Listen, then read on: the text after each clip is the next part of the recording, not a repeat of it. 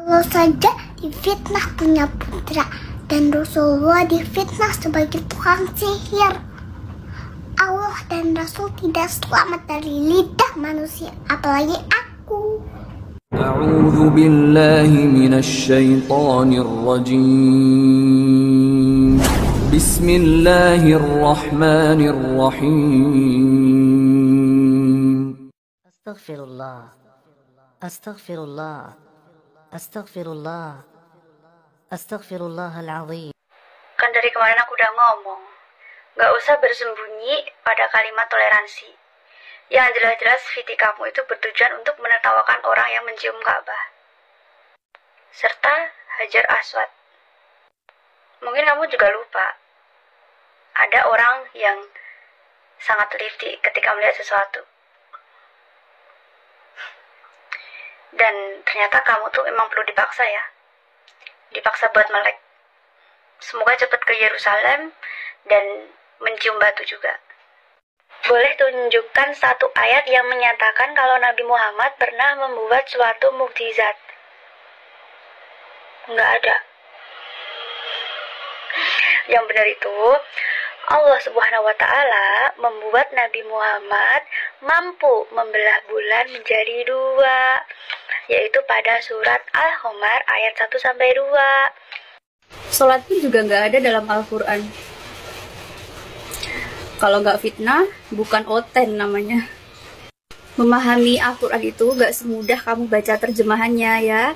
Jadi lain kali jangan main asal comot ayat-ayat dalam Al-Quran. Dan kalau kamu nyari perintah sholat fardu dalam satu surat, sampai kapanpun juga nggak akan nemu. Tapi kalau kamu pengen tahu kata-kata kamu ini fitnah, aku kasih tahu. Yang pertama, sholat subuh ditulis pada surat An-Nur ayat 58 dan diperkuat dengan surat Ar-Rum ayat 17.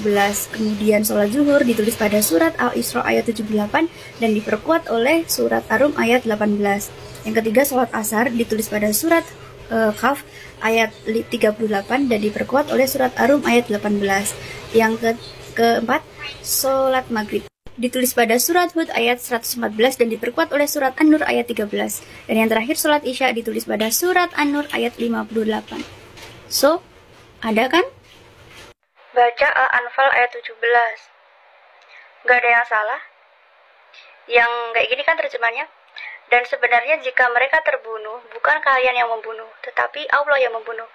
Dan jika mereka terlempar, bukan kalian yang melempar, tetapi Allah yang melempar. Kayak gitu kan?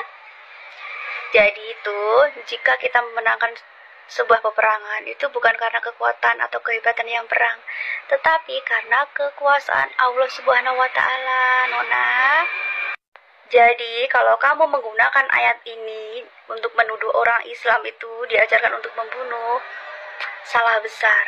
Justru aku mau kasih tahu ke kamu, kan di Alkitab itu pada Imamat pasal 20 ayat 10 itu ada tuh perintah untuk membunuh yang main serong. Kemudian Imamat pasal 20 ayat 27 juga ada kan perintah untuk membunuh peramal. Dan sebenarnya masih banyak lagi perintah-perintah untuk membunuh pada Alkitab kamu. Dan aku sendiri sebenarnya juga nggak tahu maksudnya apa. Tapi sebaiknya kamu pelajari dulu Alkitab kamu sebelum menuduh ajaran agama lain yang kamu sendiri tuh nggak tahu maksudnya apa. Nona Cebiku, kamu kapan? Ini keselamatan loh. Keselamatannya mana? Orang banyak yang murtad, kamu ngajak aku juga. Sorry ya, aku tuh juga bukan tipe-tipe pengkhianat. Allah itu udah bersama aku bahkan sebelum aku berada di alam kandungan, yaitu masa di mana manusia belum bisa disebut.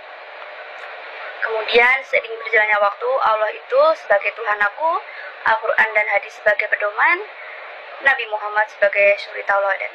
Udah, nggak mau yang aneh-aneh lagi, udah cukup. Justru dengan kamu semakin giat untuk mengajak aku atau bahkan orang lain untuk murtad, ya aku semakin banyakin aja doa untuk kekuatan iman Islam aku semakin bertambah lagi, bertambah kuat. Yaitu vibe positifnya di situ, hikmahnya, ada hikmahnya juga kok. Makasih ya. Oh ya, satu lagi, kamu nggak usah nyuruh-nyuruh orang untuk doktrin aku, karena doktrin aku cuman aku bersaksi tiada Tuhan selain Allah dan aku bersaksi Muhammad utusan Allah. Love you. Itu hal bersifat goib. Nah itu dia ngomong sendiri goib, tidak bisa dicerna dengan logika. Sama halnya dengan mukjizat dan sains. Keduanya bukti kebesaran Allah.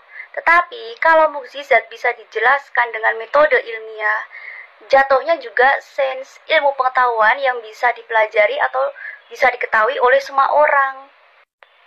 Karena mukjizat dan sains itu memiliki tujuan yang berbeda. Untuk mukjizat hanya orang-orang yang percaya, termasuk mukjizat Nabi Muhammad.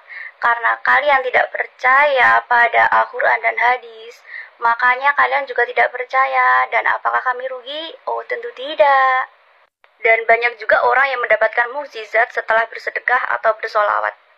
Apakah orang lain perlu tahu? Tidak perlu. By the way, Anda mau nggak kalau suaminya poligami? Serius nanya nih. Serius saya nggak bisa jawab Bapak, karena saya bukan manusia yang suka berandai-andai. Dan lagian tuh ya, di Islam itu poligami itu tidak wajib, cuman juga tidak dilarang bagi mereka yang mampu. Terus, semisal ada lelaki yang datang ke istrinya dan minta izin untuk poligami, ya tidak serta-merta sang istri harus mengizinkan dengan alasan itu sudah kehendak Allah. Tidak seperti itu. Yang namanya kehendak Allah itu berarti syarat-syarat yang dikehendaki Allah itu sudah terpenuhi, dan itu juga tidak mudah. Jadi Anda jangan beranggapan kalau di Islam itu juga bebas menikah lebih dari satu kali karena itu udah kehendak Allah. Nggak seperti itu Bapak. Banyak yang beristri lebih dari satu, tapi apakah semuanya sesuai dengan yang dikehendaki Allah? Jadi jangan salahkan agamanya, oknumnya. Wak, komentar nggak nyambung, kasihan, mental sudah terganggu. Oh, tentu tidak, karena saya masih menggunakan akun saya, masih menunjukkan muka saya. Tidak ada mental yang terganggu, saudara.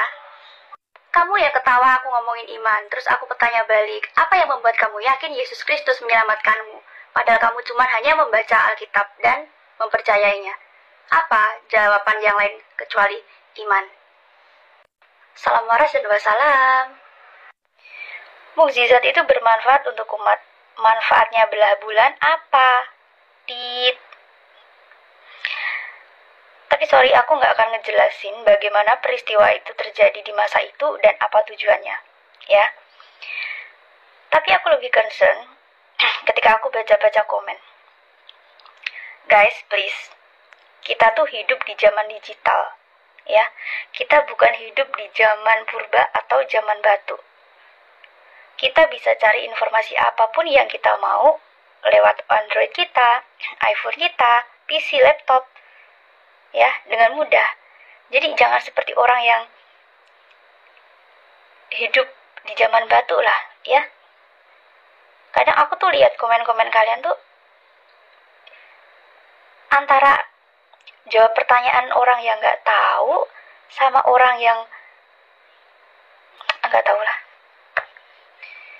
nggak ngerti lagi. Tapi ini di luar konteks dari konten aku ya guys. Ini cuman ajakan aja buat kalian. Kalau ada sesuatu yang bikin kamu penasaran tuh bisa dicari informasinya. Gampang zaman sekarang ini, ya. Tanda kenabian seperti apa yang dimaksud? But it's okay if you say like that. Tapi hanya sekedar nabi, sama seperti nabi sebelumnya yang tidak sampai dijadikan junjungan atau bergelar SAW. Karena ada buktinya bahwa Allah Subhanahu wa Ta'ala mengangkat Nabi Muhammad menjadi Nabi Sallallahu Alaihi Wasallam. Ada pada surat Al-Alaq ayat 1-5. Gini ya, mau kamu benturin dengan konspirasi apapun, kamu bandingin dengan penelitian manapun, selama iman seseorang itu ada, ya akan tetap ada iman tersebut.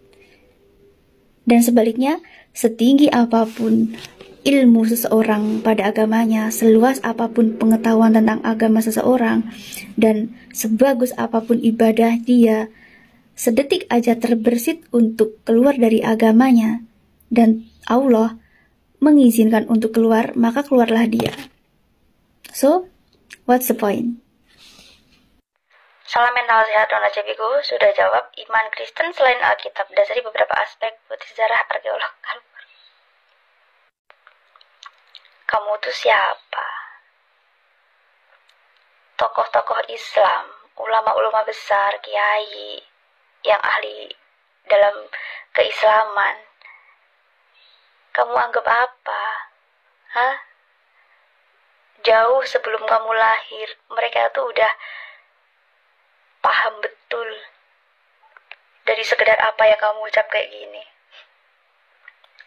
Lucu tau gak?